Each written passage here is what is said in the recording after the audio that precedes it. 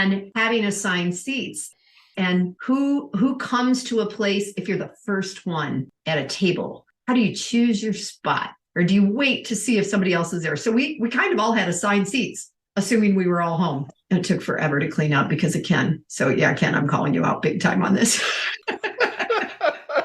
Welcome to Real Siblings, It Ain't Easy, a real estate podcast with the goal to educate, inform, and save their listeners time as they navigate the market and properties in their neighborhoods. Get ready to join real-life siblings and professional real estate advisors, Donna Reed and Eric Seemann, as they discuss how it may be simple, but it ain't always easy. Every time I think about the places I have known, I realize that times have changed. So I'll do what I can to make this house into a home.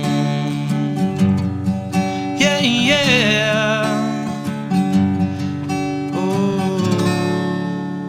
Hi, everyone, and welcome to Real Siblings, It Ain't Easy. I'm Eric Seemann, realtor with Keller Williams Heritage in San Antonio, Texas, and I am here with my sister. I'm Donna Reed. I'm with Keller Williams Southern Arizona. This is not your typical real estate podcast, and we are not your run-of-the-mill hosts. Where you live, how you live, and what type of property you call home reflects your life, livelihood, and lifestyle. Donna and I work hard to blend lifestyle together with real estate to entertain and inform our listeners. Together, we grew up in Lindsey, Ohio from the late 1950s through the 1970s. In the 1980s, Donna, now married, returned to raise her family. The combination of our idyllic lifestyle, together with memorable homes, irrevocably impacted our lives and careers in real estate in the Southwest states where we now reside. We have recognized that the properties are only a portion of that equation and that the balance is comprised of our life and upbringing in that farming town. We hope we will be successful in providing you expert knowledge of our markets while we share some history, statistics, and simply information about the real estate market and industry. So that's the rework. Donna. Eric, I'm laughing so much because I'm looking at my desk and I put our little outro thing over between the microphone and the back of the computer, and I can see you looking up, and someday maybe we'll just have really cool studios and this will all be handled. But this will be much easier with the scripting, and it just amuses me. Okay, so what are we talking about today? Beautiful flowers, right? This is our lifestyle home and gardening segment. That's right, the home and garden section. So you made the comment that as we've evolved into this year, we realize how much we talk about lifestyle and maybe less about houses and real estate. And so each of us today have a backdrop that is reflective of spring in our area. For those of you that are watching on YouTube, or if you're just listening, I have a picture behind me of Picacho Peak. Picacho Peak is about an hour north of where I live, maybe 40 minutes, and it's on the way to Phoenix. It's a super popular area for hikers. And this year, so the picture behind me shows, first of all, saguaro cactus and a couple of palo verde and stuff, but the blooming poppies. So we have a ton of yellow poppies. And then we also have some of the lupine, the purple, which aren't showing in this particular photo. But we have had so much rain and actually snow on the mountains this year. So the runoff is tremendous, which means we have beautiful spring flowers. Right. So you, since you've got the mountain in behind you, you could sing it, right? Because the hills are alive with the sound of music. The hills are alive. There you go. Thank you. I already sang this morning at BNI at 7:00. So what's interesting to me is just like, you go through Facebook, and when we get snow, there's a million pictures of desert snow. Even when we get a good storm, we take pictures of the rain. So now I literally have a friend who she and her husband went hiking. They go, well, we are one of the many hundreds or thousands that came from Tucson to come see the poppies and the flowers bloom at Picacho Peak. Like, just acknowledge it. We're all just super excited to see spring flowers. Ironically, I'm thinking about what I'm wearing. So this might not seem like anything to you depending on where you live.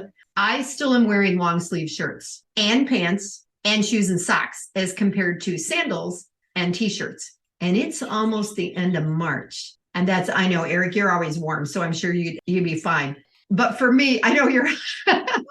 I'm red-faced sitting here in my studio. Yeah, you are. It's been a cold year for us. And so today I left with a long sleeve coat on. And when I was in college here, back in the 70s, I remember laying on the roof of the dorm in February to start getting tan, which was so super healthy for us. When you were working on vitamin D, it wasn't about your tan. Right. It had nothing to do with the tan. Vitamin D levels. The baby oil and all of that random stuff that we did that we shouldn't have done. So anyway, today was a beautiful day. We had beautiful white clouds in a beautiful blue sky. It was a little bit chilly, but it was lovely. And people are starting to sit outside, for the eating. For a while, we were all inside because we're all wimps. But what do you have behind you? I know that's your house. I can see it blurred in the background. And that is my front yard, actually, just a couple of hours ago. It is bluebonnet season. Actually, it's Texas wildflower season. And thank you to Lady Bird Johnson, LBJ's wife, for protecting this frame. You can't cut along the roadsides. Everything remains in bloom until it has a chance to seed. And I have been working for years to encourage, develop, and grow my bluebonnet patch. So that is just outside my windows. Actually, my head is probably blocking the window that is providing light on the side of my head. Really? Okay. No, so when you lean a certain way, I can see the Route 66 sign behind you because of being a virtual thing. But yeah, are those the front windows to the house? Those are the that's right out front. That's 6 foot from the front door. And I got down at ground level. And of course, in addition to the bluebonnet, there is an Indian paintbrush. That's the orange that's there. That just brings us around to, let's go back, fly back to Ohio. And what did we look at and what were the spring flowers in Ohio? Yeah. And I think that they've already had some blooms because they got really warm this year and everything. So we would have tulips, and you mentioned crocus, lily of the valley, the spring peonies. And the daffodils and forsythia were the other two, because both of the houses that we lived in, the Main Street and the Lynn Street house, of course, the Main Street house has that huge one that was, I don't know if you still did it, but I was a kid and we crawled underneath it and built forts in the branches underneath. A forsythia? Yes. Where on Main Street? At the back, right at the alley. Oh, at the alley. Yep. Okay. You're right. I had forgotten about that, but I wasn't crawling under bushes probably. Yeah, that's right. I was crawling under bushes because I was and here smaller and younger. We buy artificial forsythia to put in our arrangements, at spring. What's the other one that I'm trying to think of that was always on the altar at Easter and like purples and pinks, and it smelled so good. Okay. Somebody from Lindsey has to watch this. Yeah. Are you talking like from the lilacs aren't blooming yet, are they? It's still a little bit early for lilacs. Well, lilacs would be closer. Remember, I carried them in my wedding on May 24th and we had to hold them a little bit, but no, oh my gosh. Okay. Somebody, you guys, they get tall, they get shaped like this and they come up and they comes in purples and pinks, and it's going to make me nuts and I can't think of what flower this is. I love the fact that we want people to listen to this on a podcast platform and you're going, they look like this. And it looks like you're stretching pasta or something in your... I can't help myself. Anyway, so we had a lot of different spring flowers back in Ohio, and I love seeing when the others post, what they have and what's happening. And then it rolled into Easter, and we know that Easter is different months, right? It changes every year. So the flowers may or may not have been different, but you and I talked a whole lot about what Easter meant to us as kids and how those days looked. So why don't you tell folks kind of what Easter was like for us when we were younger? Since we were right across the street from our church, Trinity United Methodist Church, Easter sunrise service, I think I recall 6:15, right? 6:15. You got me. And it was the Youth Fellowship, or YF, which ran that program. Right. So we do a 45-minute Easter sunrise, some sort of a little play in addition to your normal Easter hymns. One or two, and of course they probably are repeated at the main service at 10:30, but we would get up early in the morning over for that, and then because Dan and then Ken and then I all ran the local Toledo Blade newspaper route, we would deliver Sunday newspapers, and they were big. And while the rest of the youth fellowship immediately following the meeting would go over to the workers' home would then become the breakfast morning brunch spot, courtesy of the youth fellowship. We would finish newspapers, show up sometime just in time to do all the dishes and eat some kind of lukewarm scrambled eggs and some bacon if we were lucky. Right. And then when we were done with that, we'd get a chance to go do a quick hunt for Easter eggs. Easter eggs. Yep. Then we would hunt. And then we had to change and get ready for church. And it was Sunday school at 9:30 and church at 10:30. Yeah. So you guys, in addition to the fact that these things were happening, Eric and I were talking about the fact that we would fold down the tailgate of the car, of the station wagon. Oh, that's right. Yeah. And Dan and I would sit on the tailgate, and the newspapers that had been stuffed were behind us. But even Eric and Ken, who are a little younger, sometimes were in there feeding us papers riding along. And Dad would drive the route, and we would go to certain houses and, put these great big old thick Sunday papers in, which we always knew on Sunday too. It was a bunch of ads, right? There were so many ads. And that's when you just said stuffing. While we took those first 4 that we would run to, Dad would finish stuffing the rest of the comic section and all the advertisements into the rest of the newspaper. And then we'd go deliver. But it was 2 teens on a tailgate on a moving vehicle with 2 kids who were not in car seats, climbing over the seats into the back end, pushing newspapers. There is no way that a police officer in today's day and age would not be pulling that vehicle over very quickly to discuss with them their safety violations. Exactly. It's funny to think about. And you guys, I have a bone of contention with my older brother here, who actually told me to say a couple things today, but first I'm going to. No. So I always tease Dan. Dan's been the money manager for the family for years. And I always say it started with the newspapers, because I would get up, I'd have to get all dirty. I'd have to go do all the work, but it was Dan's route, and Dan would get like 75 cents of every dollar, and I got a quarter. I don't think I'm ever going to let him live that down. I've probably been in therapy related to that. Whatever. That was the beginning of Dan's entrepreneurship and all of his money that he made. In addition to the lawn mowing and everything else that he did. Yeah. Dan was very focused, but you were too. What was the other thing that started with Easter? You started making handmade chocolates. That's true. I did. And when we got into junior high and high school, and I had decided to come to Up With People, I was selling Easter candy. Honestly, I remember the principals, Mr. Buttorf and Dave Brickner, and people at the high school that bought Easter candy from me when their kids were little, which is just weird to recall those names. And some of those kids that had that candy were in school with me.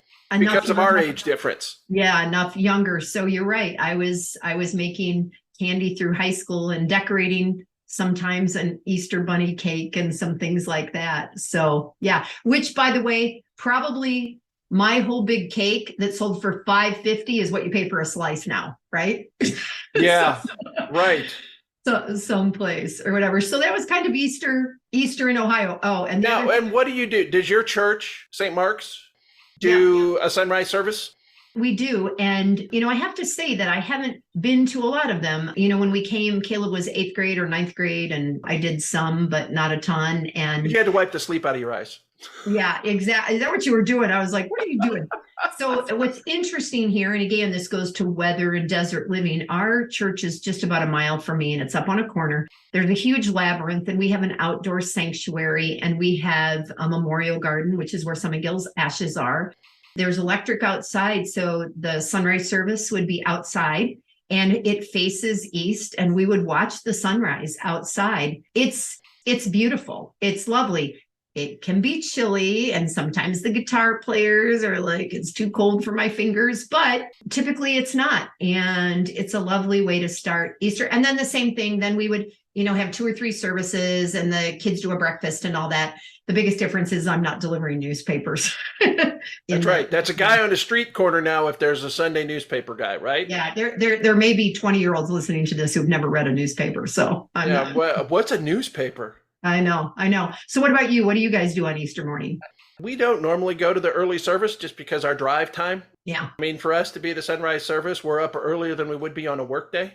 But I think this year the church is having one. And so we're planning on now it's not anywhere near as early. It's 7 o'clock, but 7 o'clock sunrise service. And then we're going to stay and help out at some of the other services.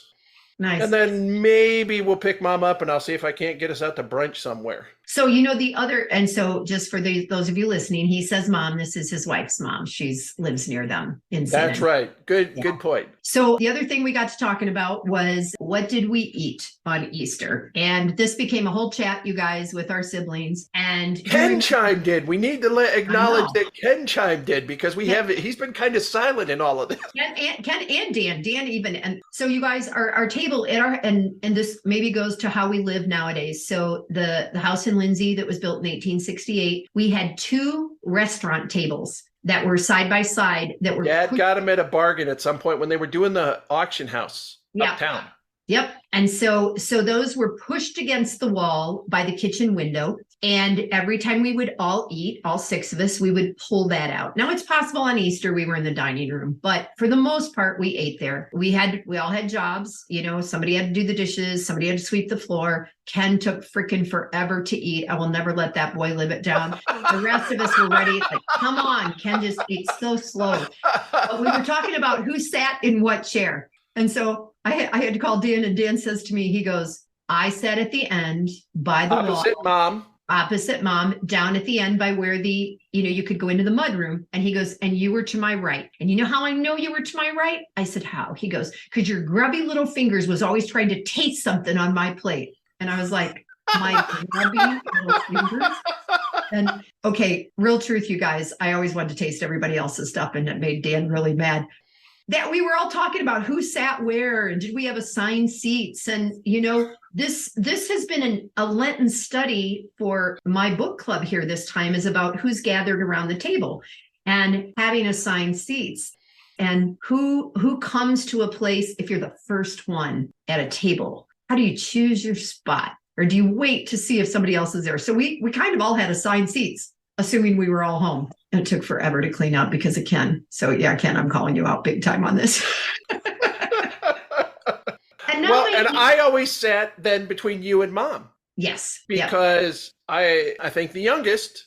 Yeah. Mom kept me closest, and that just was my seat. Yeah. And now, I've been single for a long time. The kids haven't lived here for a long time. So there's not the tradition associated that we had when we were little. And I'm sure that anybody listening to this understands that, right? When you have children, there's a routine, you follow something, you do something. And then one day it's a little different, right? The kids aren't there, and you don't need to have an Easter egg hunt or something like that. Eric, we wanted to hang on to that Easter egg hunt for a long time. Yeah, there is a picture, mom and dad as the Easter bunny. Who has it?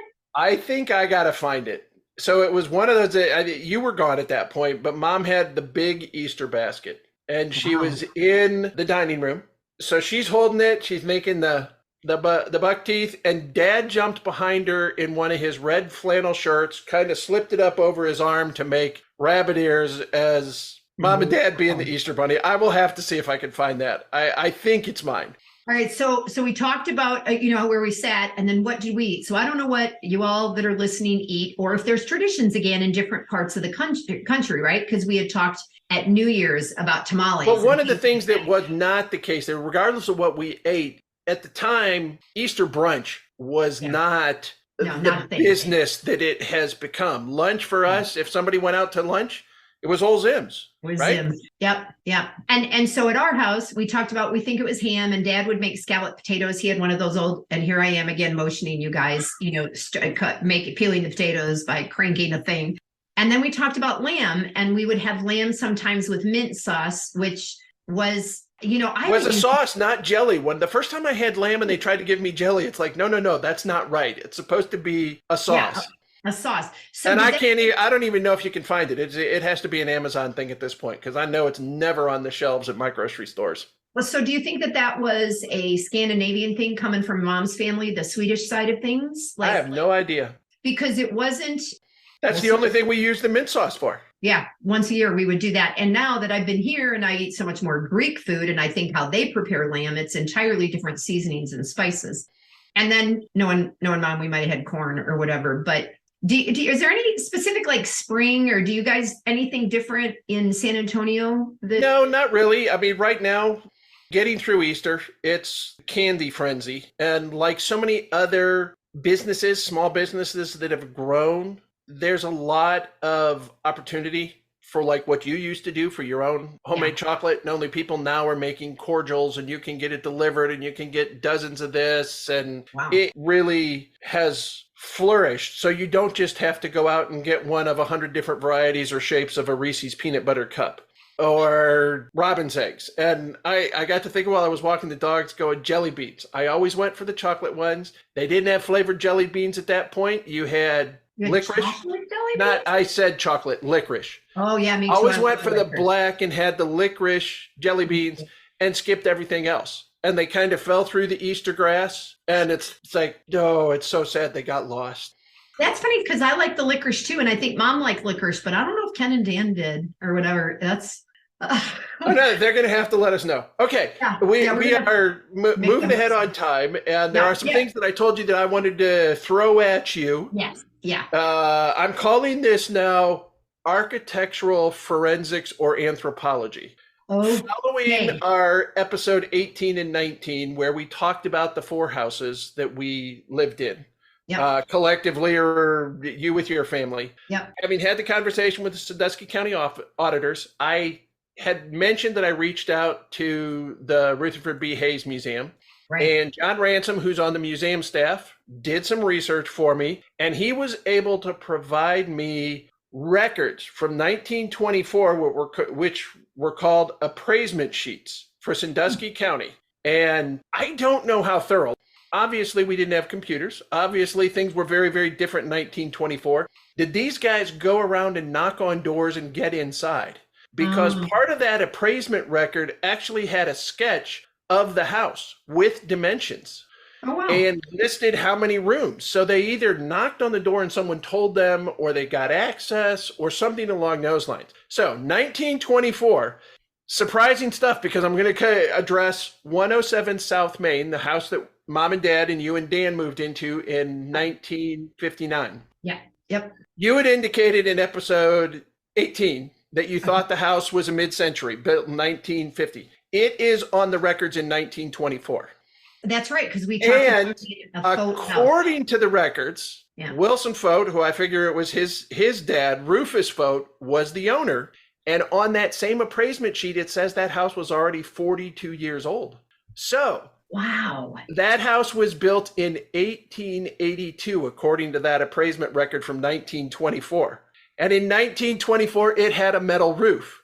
So because I do so much with the historic homes here, I've gotten pretty good at looking at a house and deconstructing it in additions through time.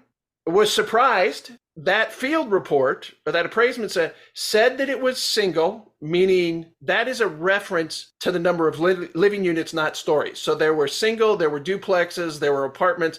All those things were listed on this appraisement sheet. So when it said single, it was not 1 story, 2 story. It was an individual, what we call a single family dwelling. Family residence. Okay. It was listed in 1924 as being 2 stories high. It was listed as being 18 feet. It said that there was no attic. Well, however, this is the interesting part I thought here. It had electric lighting in 1924. That's what happens when you have electricians in the family. And when the electrician, so I don't know, you'll have to check with Diane Hilt to see what she could tell us about Rufus. And did he start the business that Wilson took over that then Terry started to run? I think Denise Rogers is also related in that whole, because Angie Fote, I think they're all related. So Denise might know. Yeah, for those families that were longer lived in the area. So the house at that point was shown as being 10 rooms. 10 rooms in 1924. So the additions were already added to it. What I consider to be the additions. You remember as you looked at the house, the right-hand side towards Mrs. Weaver's had that separate door? Right. That, I think, was part of first addition from the original build in 1882, which would mean, because 1882, they did not have an indoor bathroom. No. But by 1924, it did. It was shown as having 1 bathroom, 2 sinks, and 1 bathtub. Which is what we had. But 1924, a bathtub in 1924, I was kind of blown away on that. So just a couple of others. The house on 120 Walnut Street shows as being 36 years old in 1924, which means it was an 1888 build. However, you're off Main Street, right? It had no plumbing and it had no electricity, and lighting was showing as being kerosene lighting. Oh, wow. So the difference of a couple of blocks. Yeah, so power must have just gone down Main Street. That was a Copley family, Mrs. Copley's parents, when we bought it. So I got the answer to that too. When you bought it, it was the Bowersox house. Yeah, Bowersox, yeah. And I was thinking when we were talking about his little appliance fix-it shop, that the sign said Merv's Fix-It Shop. But of course, who did the cars in town that Dad took the car to all the time? Marv Crispin. Yeah. Marvin. So I was thinking, no, that can't be right. I must be thinking Crispin's. But as soon as I saw that was Mervyn Bowersox, it's like, yeah, I was right. The little sign right above the side door next to where you park the cars was Merv's Fix-It Shop. Wow. All right. So last thing, the Lynn Street house sold originally back in 1870. That was the first documentation I can find. So that's 2 years after we think it was built. Okay. But that was a transaction. At some point, there's an undated transaction on the record that shows C.A. Monk to a Philip Overmeyer, and then in 1883 from Philip Overmeyer back to C.A. Monk. Oh, interesting. I don't know what was going on there, but I thought the kerosene, the electric power, the bathrooms, and that's all from 1924 sheets, and I'm still digging into it. So Eric, we know that this isn't going to be near as interesting to other people as it is to us, but maybe those with the family in town, and things like that. But it also brings up when you and I are working in these older parts of town and selling in the cities we live in, we really don't know. I mean, we'll go into a house and I showed one the other day and he said, do you think this was always this way? Depending on the age of the house, I can't even tell you if something from 1980 looks the same as it did, let alone 1880 and what that looked like. And in Tucson, that would have been, what are we, the 48th state or something, so it would have been adobe, it would have been flat roofs, just an entirely different world than what we see now for how we build things. Whereas I think in the Midwest, you think of the wood and the brick and all of that the actual product used for construction right would be similar, to what we have used. So yeah, and it's digging into it. I'm doing a lot more research, that. So yeah, and that's it for today. We gotta wrap it up. And you know what? Thanks for those of you that listen to us ramble about this little town that we grew up in and names that you don't know and people that you don't know. And, maybe we'll turn Lindsey into a big old tourist place, Eric, and everybody will want to go through. We can show that picture of the lumber. Lindsey in Hessville, and Dad can put the play dramatic presentation that Dad envisioned down at the bottom of Roush's Creek or Creek Bend Farm now. With Brand and all them. Yeah. So thank you everybody for listening and joining us as we reflect and recall about how life in Lindsey, Ohio impacted our lives and careers in real estate. It isn't about the houses or just the houses, as you know. Clearly lifestyle. It has to be a blend of the two. And we've carried that forward into our lives and careers as we wrap it up. And it's funny, Eric wrote, or call it a day. And for both of us, it's kind of the end of a day as we're filming this. Keep in mind that our goal is to communicate, educate, and entertain you all and connect with our listeners. So if you're in Arizona, specifically where I am in the Tucson area, I'm available to help you. And Eric is in South Central Texas in the San Antonio area. We are both realtors with Keller Williams, and we're here to help you find a home, a property where you can make lasting memories. And then you can get online and tell us all your stories. Some of you already have that. If you're across the states or around the world, we are both part of a really large network and we can help you find professional real estate advisors almost anywhere in the world. We're happy to connect you. So remember, it may be simple. It ain't always easy. And until next time, I'm Donna. And I'm Eric. And we are real siblings. Thanks, everybody. Bye, y'all. Every time I think about the places I have known, I realize that times have changed. So I'll do what I can to make this house into a home. Yeah, yeah. Oh. Isabel, and I want to thank you for investing your valuable time in listening to Real Sibling. It Ain't Easy. I hope you found this episode informative and enjoyable. There are several ways you can support this podcast with my Grandpa Eric and Aunt Grandma. Please take the time to like, follow, and subscribe. Additionally, leave them a 5-star rating along with a review on your preferred podcast platform. The final thing I would ask is that you recommend this podcast to a friend, a family member, or an associate. Your engagement is critical to their ongoing success, and they look forward to connecting. Check out the show notes Grandpa put together with their contact information, including emails, phone numbers, and websites. And remember, the Real Siblings look forward to hearing from you.